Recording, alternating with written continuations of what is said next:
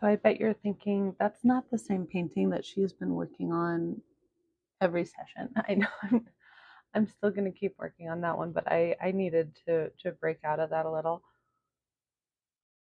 So I got um, all of these little palettes that I had planned on using to do a watercolor series on wildflowers, which I still would like to do, but I was not super happy um, with this surface, which I wasn't surprised because it was a very affordable purchase to get these to experiment with.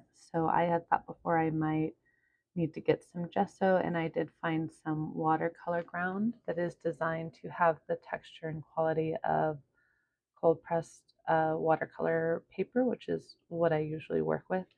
And it has really good reviews, and it's also very affordable, like under $10. So I'll get some of that soonish.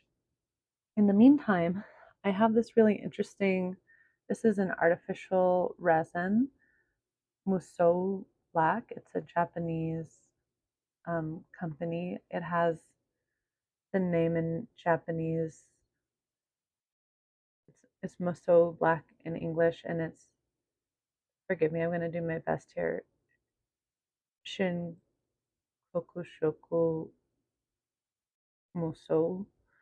Um, so it, I don't know. There's a lot of concepts about black pigment in Japanese art and culture. I saw someone posted a video about the teeth, and that was like a sign of. Anyways, I better work really fast because the stuff dries really quick. So my point is, I'm going to cover this little canvas in this black resin that's kind of a hyper black pigment. And then I'm going to do some watercolor on top of it because, yeah, that's what I feel like doing. Wishing that I had picked a bigger brush, but I feel like the time it would take for me to pick another brush would defeat the purpose here. So I am impressed right away. You know what? I'm just going to pour some in. Yeah, this is silly to do it that way. I'm impressed by how long it lasted because it's a lot more of kind of a sticky texture than I'm used to with watercolor or even acrylic. So it dries really fast. Yeah, but not as fast as I remembered it drying. So I thought it might not have lasted. It's been a good year since I opened it and did a really fun piece with it. Yeah, I got to work fast. So this is obviously going to add a lot of texture, especially with me not, it was like, I was like, it's not drying as super fast as I remember it drying. And then I was like, oh, there it goes. It's drying. It's drying. So I am glad though that I got the container closed as quickly as I could because hopefully I don't plan on waiting that long to use this again, but yeah, take good care of your supplies and they will will take good care of you.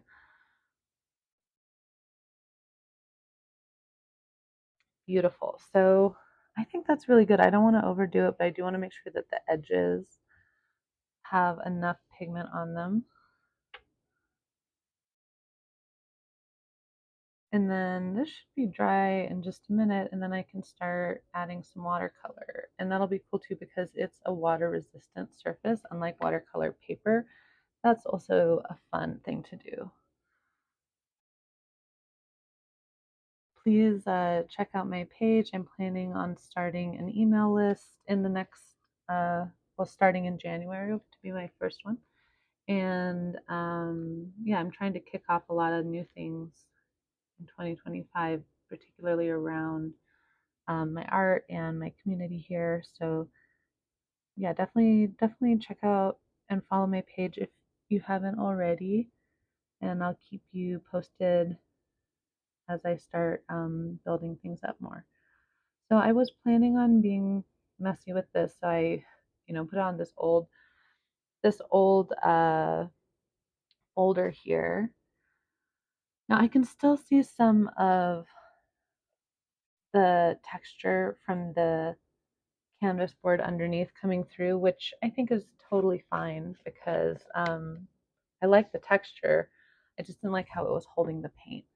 Um, so the watercolor ground that I ordered, it has good reviews as far as having the texture and carrying the paint the way that you would expect a watercolor paper to do. Now, this, on the other hand, is more like painting watercolor on plastic, which is another fun um, pastime of mine. But it's a little more like it's a little more experimental. It's a little more multimedia. So I want to start introducing more of that side of my art practice to everyone. It looks like the okay. I'm gonna go wash my hands while this dries.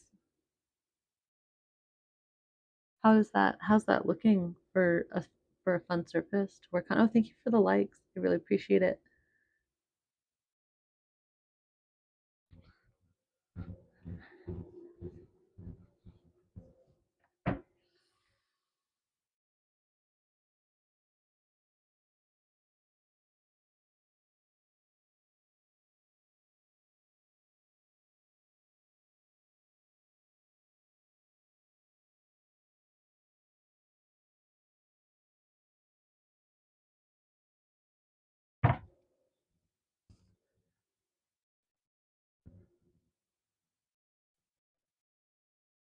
So taking another look at this, I have to say it's going to take at least an hour for this to be completely dried because I left these raised areas that are a little textured. But when I come back later today, if I can, if not, definitely sometime tomorrow. Um, One of the things I plan on doing is there's this style that as far as I know, I developed it. I don't know where I got the idea from, but let me know if you know anyone else who does this or something like it. But I would take a piece of wood and I would paint along the wood grain, and I would kind of start by following the wood grain and filling in the spaces that I saw there, and then in my mind's eye, I'd be like, oh, I'm starting to see a river or a tree here, and I would start pulling. So it's kind of like a magical realism. It's kind of like a surrealistic style. But what's really important about it is that I'm working, to me, philosophically, is that I'm working with that natural material. Oh, good, the microphone's on. It's like sharing a lot here. I was like, I hope it's recording the sound. So, anyway, sorry.